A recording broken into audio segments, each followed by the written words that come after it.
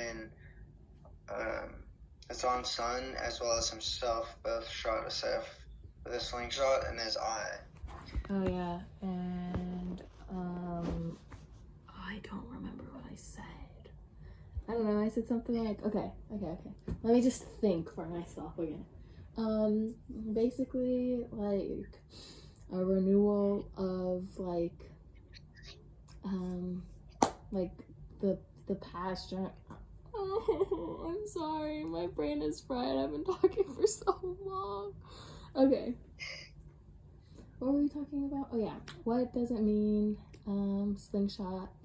Basically saying that, like, you know, like, the Hazaras can, like, beat up the Taliban just the same because, like, you said it was, like, his last hurrah. I remember that. That's exactly what I said, yeah. I was saying, in the end, Hassan really won because through his son, Asaf was defeated. I mean, back then, the only one who stood up to Asaf was Hazara Hassan, and then the only person who stood up to him then was Hazara, which was Hassan's son. Yeah. I mean, he wins in the end, and I think that was a good way to, quote, defeat Asaf, or at least his, like, grip, I guess, on the characters of the story. And then I do remember, like, I asked, Hassan's mom, like, we know, like, what if she didn't leave because of, like, how Hassan, like, looked, because of his hair lip, but, like, she left because of the guilt she felt, because of what she had done, and she didn't want to face, like, Baba and Ali. One thing I wanted to say before we move on is, that's definitely connected to David and the Goliath story of the Bible. Are you familiar? No, I'm not. Yeah. Okay, so David is this small kid who has a slingshot as well, and he there's this whole army versus Goliath and his army. Goliath is a giant in the story. And David is a small little boy, and this whole army is too scared to fight Goliath and his army. And so David was chosen by God to, I guess, represent their kingdom. Mm-hmm. And he just goes up to Goliath with a slingshot. I think he had like 3 stones that he picked up along the way, and he took out Goliath with his slingshot. So I think that definitely, obviously, is a pretty easy connection to the Bible. And, like, speaking of that, like, the goodness that is seen through Hassan throughout the book kind of, like, represents that, like, he is the embodiment of, like, being morally good, or what mostly everyone represents as being morally good, like. And Asaf is even more so the Goliath, because no one would stand up to him except for Hassan, and then his son, as well as Amir in the end. Yes, that is such a good like connection that you just made right there. Mm-hmm. Yeah. Okay. So now to your question. So Jenny and I were discussing that we actually. So of course, maybe she felt that it was Amir's parents that made her leave, but we believed that it was that she left because of the guilt she felt of having birthed a child of really Baba's son. And also that kind of connects to Ali, how he left due to not Baba's fault this time, but actually Amir's fault that Ali left this time. Mm-hmm. So, but back to her question. She left due to the guilt she had of birthing the son of Baba, and then she comes back feeling guilty. But Hassan, being the good character he is, and like she comes back after everybody's gone. Yeah, he forgives her overnight, so literally, uh, just showing how his character is. So we were talking about this in class, how do you believe that Hassan thinks that it takes time to forgive or love somebody? And in Hassan's case, no. He forgave her immediately. He forgave Amir almost immediately because he took the fall for Amir's lie. Yeah. And, like, even throughout, like, yeah, he was, like, kind of upset. He wasn't, I feel like, ever really upset at Amir. He was just, like, kind of distant towards Amir because of, like, what he had gone through. He feels awful, like, who wouldn't? And, like, he can't really tell people. And I'm pretty sure he probably wanted to tell Amir, but, like, Amir being Amir was like, I can't talk to him. I feel so guilty. Blah blah blah blah blah. And like even like at the pomegranate tree and stuff, whenever he wanted to like read more of Amir's work, he just like forgives him and wants to spend time with him, and like he realizes that Amir is like hurting, and yeah, maybe he probably knows why, but like he stops being upset and he like puts away his like baggage and like his like what he's feeling to try and make Amir feel better, even though Amir doesn't accept it. He doesn't reciprocate it. That makes you wonder, like, would he have forgiven Ali or Baba had he been told that him and Amir are brothers? And just based off of his character, I think he would have forgiven him immediately too. I feel like he would have been like ecstatic, like he would have been so happy. He was like, oh my gosh, we're brothers, like, yeah, because he already loves Amir so much. I feel like he could never be like upset at them, like even for lying or like not telling them. He would have like rubbed that off, and he would have been like, hey bro, we're brothers. Yeah, I think their kind of relationship's kind of like the yin and yang symbol, where he would have been really excited about it, but of course, as we saw, Amir was devastated and he was really frustrated. I feel like due to the fact of like how he acted was kind of based off of their relationship and what the lack of knowledge that he had. Yeah, I feel like the only reason though, like that he was so upset, like that they didn't tell him, was because of the fact that he thought that Hassan was only just a mere Hazara. Like he didn't think anything of it. He was like, I can't be friends with him. He was just his servant, not his like brother, not his blood. Yeah, but like if he found that out, I feel like he would have been like, I should have treated him so much better because like I can be friends with him. He might have even intervened. Yeah, for sure.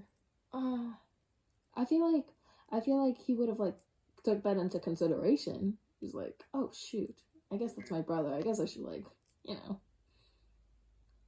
I feel like what we hope for is that he would have, but like at the same time, like I feel like a lot of the things that we hope for didn't happen in this book. Well, one thing Elizabeth said, we were talking about, does Amir love Hassan as a brother? I was saying in the beginning, no, he didn't. Elizabeth said he liked the idea of someone praising him for being so great, but like he didn't really.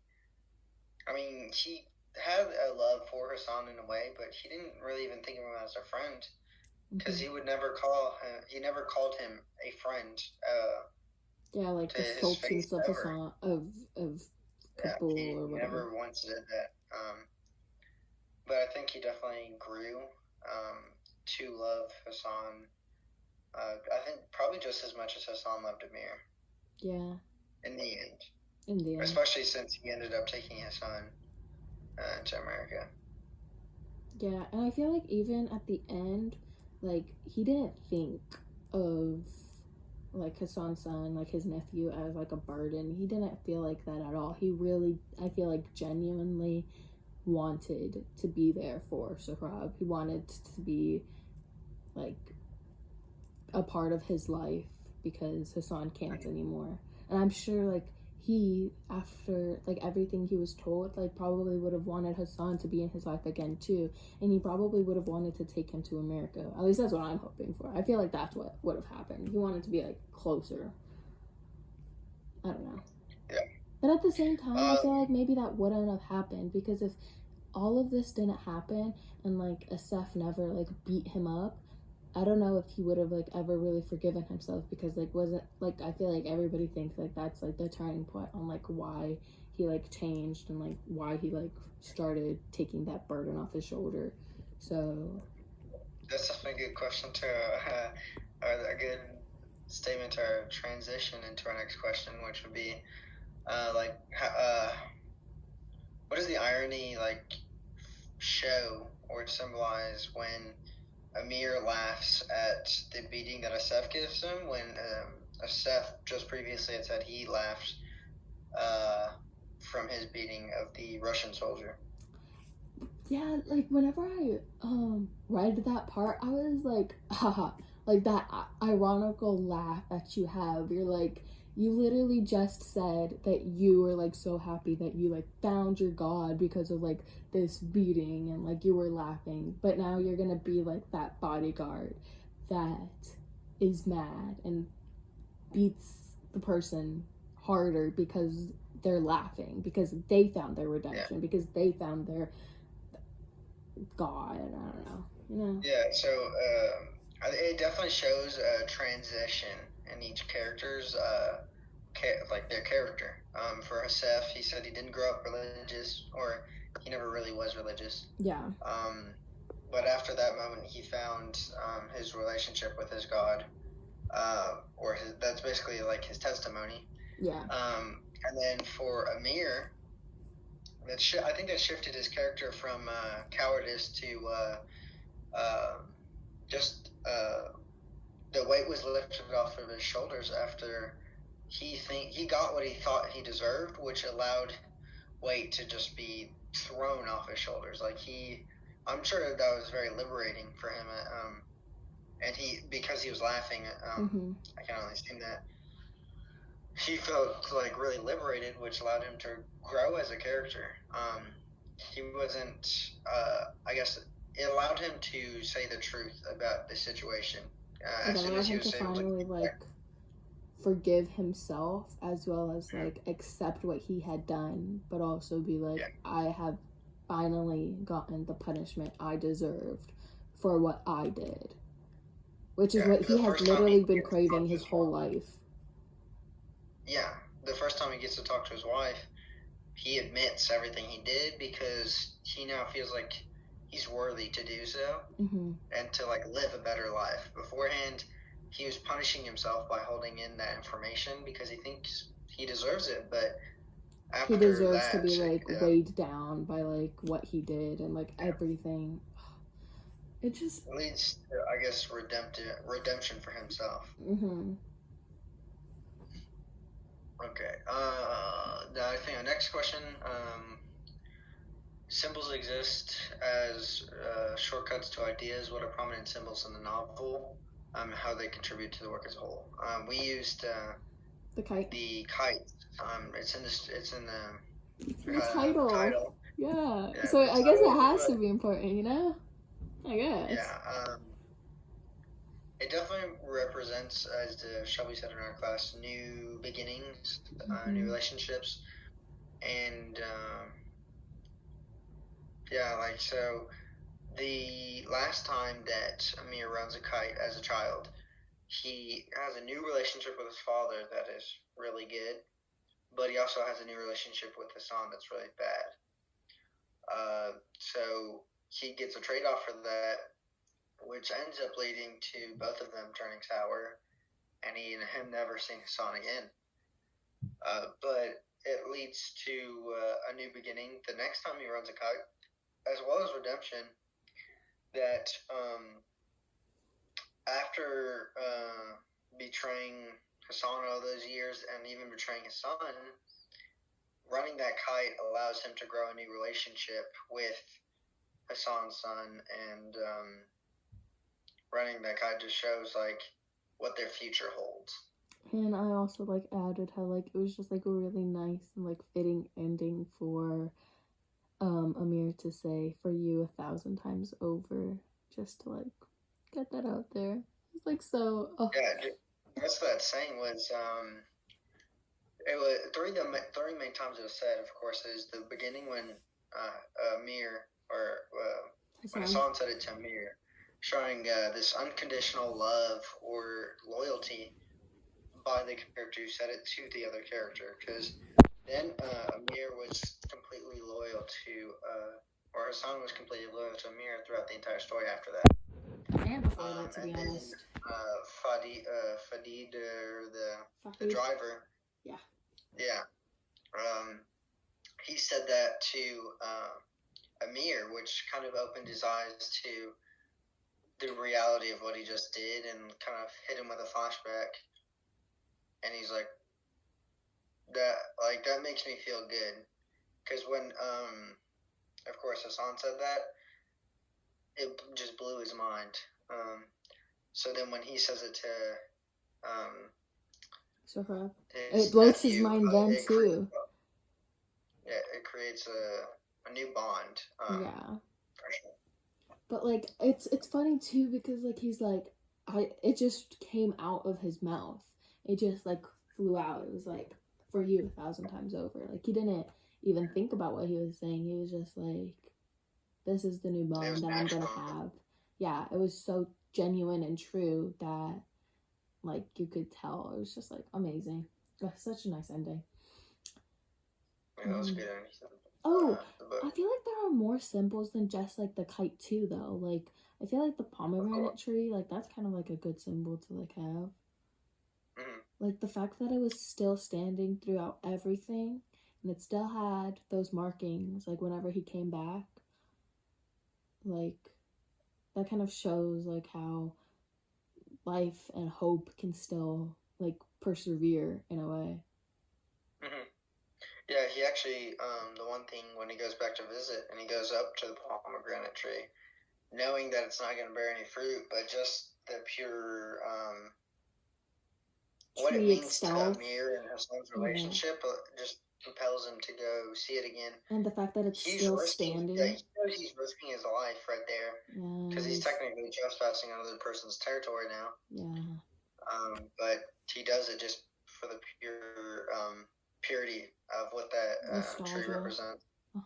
And the growth that happens because of the fact that he had to like he was panting and he had to like really try to get up there, and he like really he didn't give up. He was like, I'm gonna make it to this pomegranate tree even though like I'm out of breath and I can't take it anymore and my driver's mad at me. I need to see this tree before I go. Yeah. I think the last question we asked, or that I asked, okay, what are the political and social positions in this novel, and how do they affect the meaning of the work as a whole? We talked about Asif. So Asif, he worshipped Hitler as a great dude. He loved him, and he somewhat became a part of him. So, like in Nazi Germany, they were seen as the saviors of Germany at the beginning because they were in poverty and they were just in bad shape after World War I. Of course, he turns into a tyrannical leader, killing off the Jews who he blamed for their misfortunes, mishaps of the country. Asif, he ends up joining the Taliban, who are seen as the saviors to stop all the fighting. And he basically becomes like one of the prominent leaders of the Taliban. Yeah, he's really respected by any other Taliban member. They just listen to him because they even somewhat fear him. Yeah. And he ends up. He always said that Hazaras were the problem, comparing them to Jews. He ends up killing them and bragging about it. He says he had his machine gun wavering around, like you said, and just executing them and leaving them on the streets.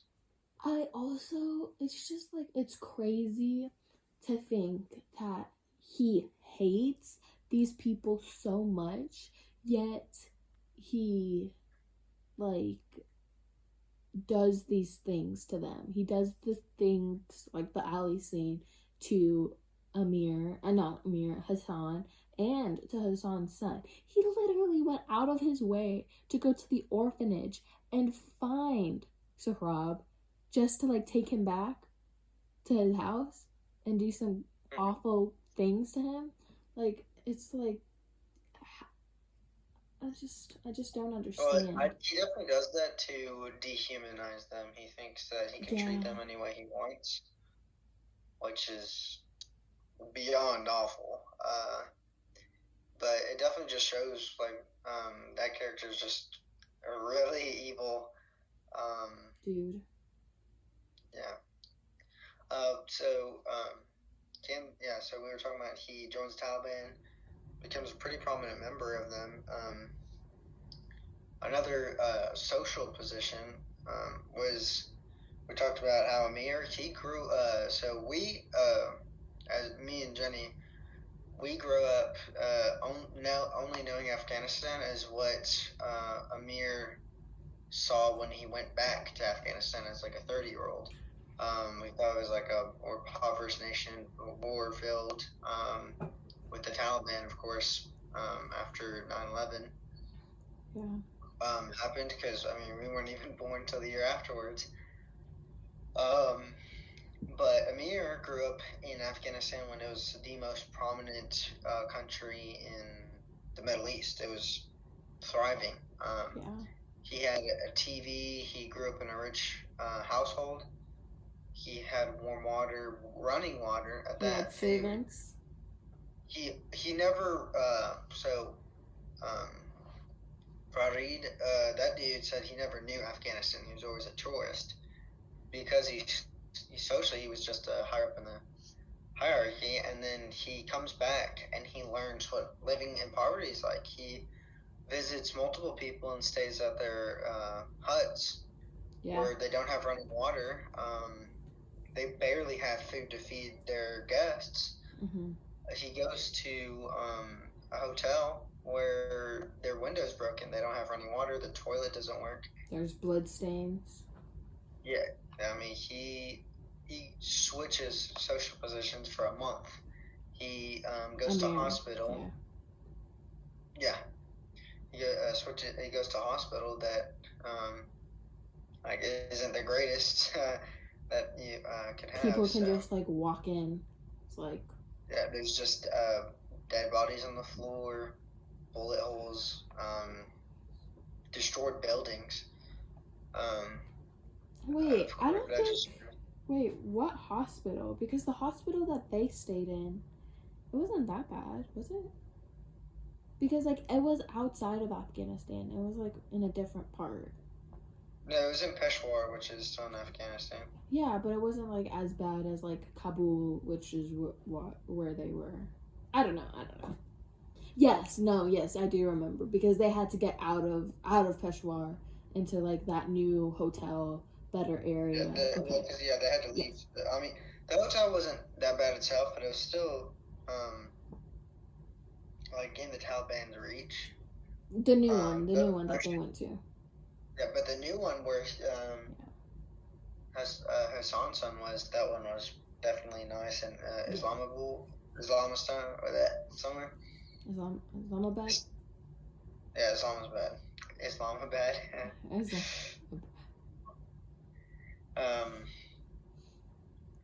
But yeah, I mean, Hassan, for his social position, he grew up in a dirt hut next to a gorgeous house, and he wouldn't even allow himself to live in that house later on. Yeah.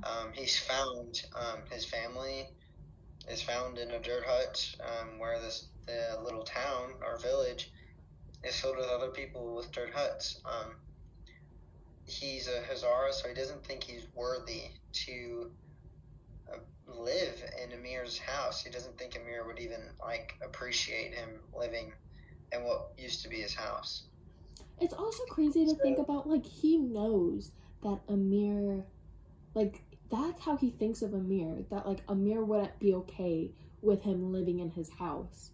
Like, but he still respects him as, like, one of his best friends in the world. But, like, most best friends would be, like, sleeping in each other's beds, and, like, they would be like, yeah, why are you sleeping on the floor? Or, like, even, like, not even that, but, like, still just, like, being like kind and stuff like that, you know? It's just like that's how he thinks his best friend is. And like it's just crazy to see how much goodness and how much innocence like resides in Hassan.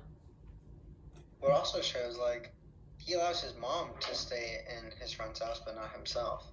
Mm-hmm. Really showing his specific relationship with Amir. Yeah. Okay, I think we did a pretty good job at recapping everything. Again, Miss Bing, I'm sorry if we weren't as good this time, but we Yeah. had We talked about some we other had a long stuff discussion too. before this, and Yeah. unfortunately, both of us were pretty busy until about 9:40, so it's a little bit late. And then we already had a discussion, and of course, that misfortune happened where the footage was Hopefully not the saved. footage is good this time. This time I will be stopping the recording, not pausing it, so it'll save to my phone. Hopefully. Yeah, I think so we ended it by saying, for me personally, I'm not a reader. I don't like to read. I think it's boring most of the time. I'm sorry, Miss Bing, if that hurts to say that to you.